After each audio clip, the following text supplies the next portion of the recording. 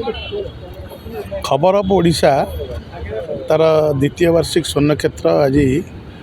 बुध मंदिर आज तार उत्सव आयोजन करथिला। निश्चित भाव में धन्यवाद देवे खबर ओडिशार जे संपादक अच्छा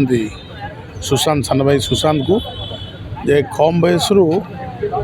सी जो सेवा मनोवृत्ति रखी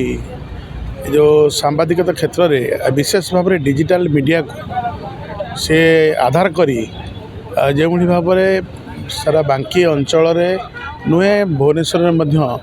निरवच्छिन्न भाव में साहसिकतार सहित अंचल समस्या को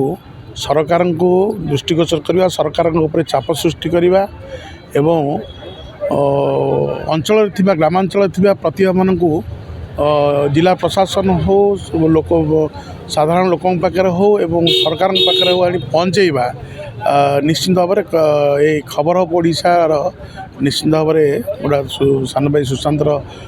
दूरदृष्टि संपन्न युवक सी आ खबर अफ ओडिशार जो 2 वर्ष चली